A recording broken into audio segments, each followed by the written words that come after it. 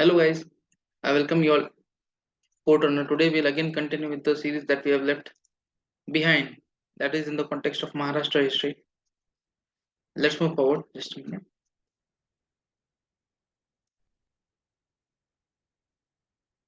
Okay.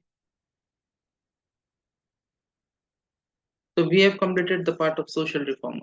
Okay, the second topic, the part of social reform. Now we are going to move towards the next part. That is in the context of religious reform movements. Okay, it is a continuation of the second topic itself. Just a minute. Religious reform movements. Okay, religious reform movements in Maharashtra. We're going to deal with that particular part now. Now see, let's have a small background about this particular thing. Okay, religious reform movement. You can say how this movement started. We'll see that particular part first. So see, everyone knows that Britishers came to India. Okay, that's why we had this all religious developments and all. Okay, so Britishers came into India. What was the prime purpose of their entry in India? It was trade. Why Britishers came first? They came for trade. But in the lure of making good trade, they started to rule India in simple terms. Okay. And with their rule, what happened is a new age started. Okay. Their rule started a new age. Now, what happened in this particular new age? See, you can see by the 1813 Act, we have seen this. Okay. They have allowed the Christian missionaries to come to India. Okay. Through this 1813 Act, what they have done, they have allowed the Christian missionaries to enter into the India. Now, when these Christian missionaries came to India, what was their whole and sole target? To convert the Indians to Christianity. Okay, so what they did, they started to look for the loopholes in Indian culture or in Indian tradition. Okay, what they did, they started to see the loopholes. What were the loopholes which they have identified? First one was casteism. Second one was problem of education. Third one was problems related to women, health. Okay, etc., etc., etc. These all were the problems which have stuck or which were plagued in the Indian society. So, what these Christian missionaries did, they tried to deal with these problems. They tried to show the people that see, in Christianity, we do not perform casteism, we promote education, we give respect to the woman, and then also we promote the health, good health and hygiene, that all things. Okay, they started to propagate these all loopholes, or and also tried to remediate them, that are also tried to remedy through the proliferation of Christianity. They used to say that if you accept Christianity, then all these problems should be rid of. There is no such thing in Christianity. Due to this particular thing, what happened? Religious reform movement took place.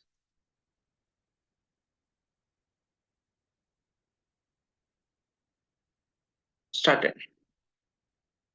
Who was the pioneer in this particular thing? Raja Ram Mohan Roy. He was the pioneer person who learned from the values of Christianity. Okay, he was of such an opinion, or he was such influenced by this particular thoughts of Christianity that he was ready to convert into Christian, or he was to get converted into Christianity. But due to some events, this particular move was stopped. But he got to know that yes, these are the good things in Christianity that we should adopt. Okay, and for that particular thing, what he has done, he has established Brahmo Samaj. Okay, Brahmo Samaj, and this Brahmo Samaj later tried to reform the society in different means. Okay, what happened in Maharashtra? See, you might be knowing this. Okay, Rajaram Mohan Rao was the one who established Brahmo Samaj. After him, a person called as Debendranath Tagore took over the leadership. Okay, Debendranath Tagore took over the leadership. And after Debendranath Tagore, what happened? A person came whose name was Keshav Chandra Sen. Okay, after Debendranath Tagore's what you can say tenure, a person came whose name was Keshav Chandra Sen, a prominent leader, a famous leader of Brahmo Samaj. Now, what he used to do, he was a person who used to talk a lot, and he used to talk very impressively. Okay, what you can say, people used to get very much influenced by his talks. Okay, so what happened once? He visited Mumbai. Okay, who visited Mumbai? Keshav Chandra Sen. What happened was once this particular person whose name was Keshav Chandra Sen, he visited Bombay. It was not Mumbai at that point of time. Sorry, you can call Bombay. Okay, see, while you're reading history, you should be very sure about the names. Okay, in if I'm teaching history, I cannot say it is Tamil Nadu. I should say it Madras. Okay, this is the thing. When you're learning history, you should not take the current terms. You should go with the old terms in itself. Okay, that is the beauty of history. Chalo, I'll not फालतू का बड़बड़ नहीं करूंगा मैं. Okay. Second thing is what happened. Keshav Chandra Sen came to Bombay. Okay, and when he came to Bombay, he gave a brilliant speech, or you can say he gave a very influencing speech. And who all persons attended his speech? You can say the first thing were Tarkhedkar brothers, Atmaram and Dadoba. Okay, Atmaram and Dadoba, Pandurang Tarkhedkar.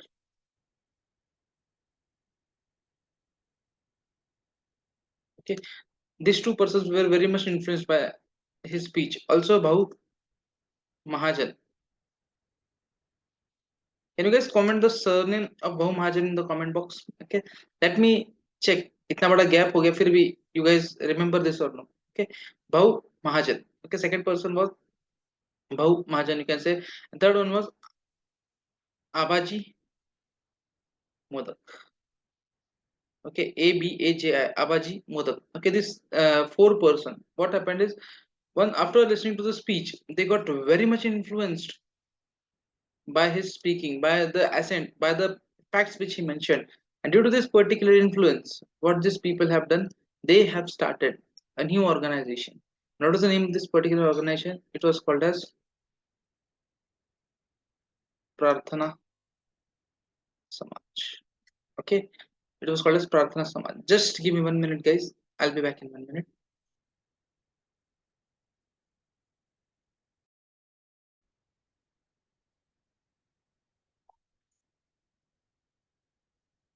Okay, sorry for a small gap.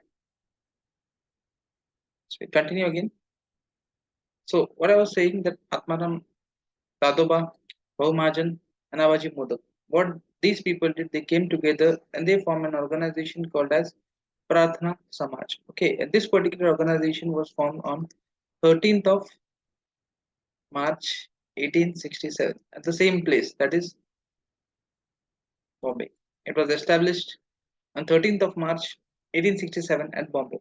Okay, and later what happened? Some prominent persons such as W.A. Modak, okay, Justice Chandawarkar,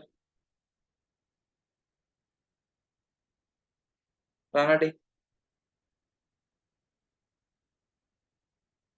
and R.G. Bhandarkar joined this particular organization. Okay, later Prarthana Samaj tried to proliferate its message through a document called as Subodh Patrika. Subodh Patrika. They started to proliferate everything through Subodh Patrika. Okay, and the members further created an administrative center or a central building for this Prarthana Samaj, where a central building was created. Okay, a central building was created at a place called as Girgaon. Girgaon. Where is it? It is again in Bombay. Okay, Girgaon is in Bombay. Now let's move forward to the next part. That is what were the functions. Okay, what were supposed to be the important functions or what were the important principles of Prarthana Samaj. The next part which we are going to see is in the context of principles of Prarthana Samaj. Okay, the first thing what they said was God is one and he is the creator of universe. What they said, God is one and he's supposed to be the creator of universe, you can say. Okay, and he is everlasting, he is mysterious, and he is also formless.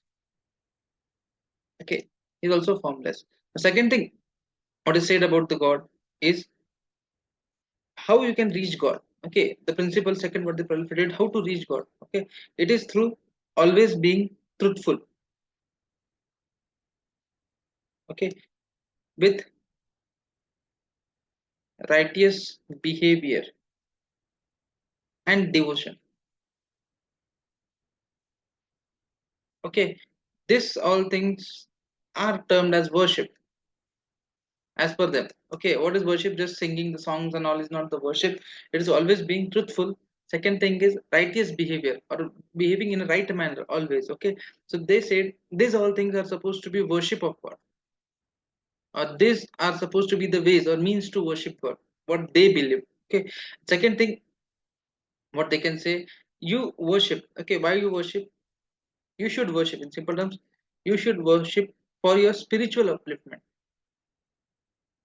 What they thought is you should worship for your spiritual upliftment and not for materialistic gains.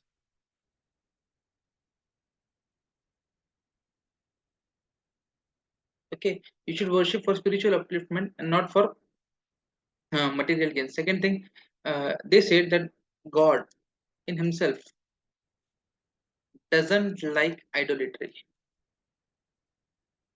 Means what? Ideal worship. They're denouncing the practice of ideal worship, or they're not supporting this move of ideal worship. Okay. And second thing, they also say that God does not reincarnate. And second thing, what they said is even God has not created. Okay, not created any of this sculpture. Okay, God does not reincarnate and also has not created any of the sculpture. What the ancient Vedic philosophy says, okay, the Vedas are created by the God and all. Okay, so what they say, this is there is no such thing. Okay, God does not reincarnate, पुनर्जन्म नहीं लेता या अवतार नहीं लेते. Second thing what he said was, uh, God has not created any of the sculptures. No sculpture is created by God. Okay, so these ideas were proliferated by the Prarthana Samaj. Okay, now one more thing what they said is all humans are sons of God, one God. So all should behave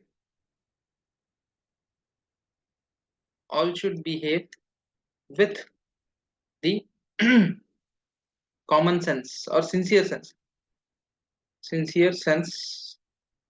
of brotherhood. See what a great message this particular Samaj is proliferating, or what how, how ambitious principle this particular Samaj is keeping. Okay, first thing what it says is God is one. Okay, and he also says that we all are sons of only one God. So what we should do, we should behave in that particular way, supporting the sincere sense of brotherhood amongst everyone. Okay, he says God is universal, he is everlasting, he is mysterious, he is formless. See how great description it is giving. Okay, it talks about how to worship or what is worship of God. It is to be truthful, to have righteous behavior and devotion.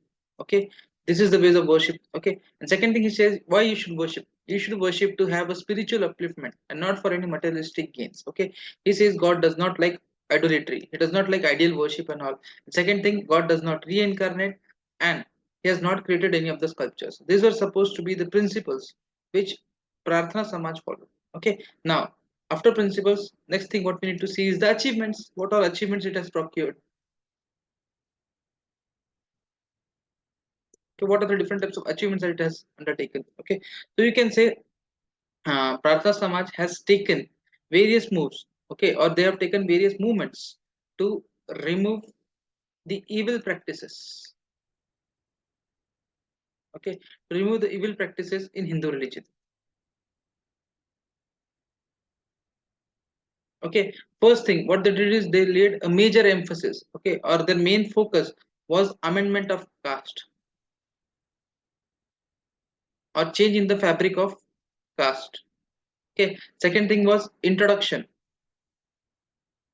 of widow remarriage. Second thing was women education. Okay, and next was abolition of child marriages. See what they are doing? They're targeting the things which are plaguing the society. Okay, so the first thing is caste, because we at that point of time there was a very huge caste discrimination in the society. So what they are doing? They're working for amendment of the caste. Second thing, they're introducing bills, or they're introducing the concept of widow remarriages. Okay, second thing, women education. Next, abolition of what you can say, child marriages. They are promoting this particular thing, abolition of child marriages. These all things were given by them. Okay, and due to this, all these movements. Okay, N.M. Joshi, a person called as N.M. Joshi, he got motivated by this particular thing, and he has started a thing called as Social Service League. What was the aim of this particular league? The aim of this particular league was upliftment of laborers. Upliftment of labor. Okay, Social Service League of N.M. Joshi. Second thing, a person called as G. Gopal Krishna Gokhale. Okay, Gopal Krishna Gokhale. He started Servants of Indian Society. Okay. He started Servants of Indian Society. Why? Just to arouse patriotism in the people.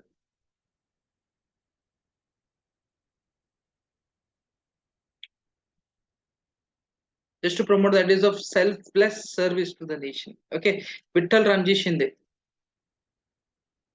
started Depressed Class Mission to improve the conditions of untouchables. Okay, he also founded several asylums and orphanage where at a place called as Pandarpur. Okay, several asylums and orphanage. Okay, you can say this particular institute, that is Prarthana Samaj, also established the first night school in Mumbai. They also established the first night school in Mumbai for working students. Earn and learn. Okay, for working students. Okay, they also criticize all the faults and disorders in the Hindu customs. They straightforward publicly criticize this all moves. Okay, and leaders were also well learned to propagate all these ideas. They have given great examples. But the only thing is, though the leaders were educated, okay, they failed. Though the leaders were educated, they failed to establish a contact, a brief contact in the society. They failed to establish a brief contact in the society or a huge contact in the society, and that's why they have lost the trust and popularity. Okay, and this ends the topic of Prarthana Samaj. I hope you guys have got this particular thing. In the second session we are going to discuss about the Arya Samaj. If you guys have any queries in this particular part, you can ask me. Okay, so thank you. Let's see you in the next session.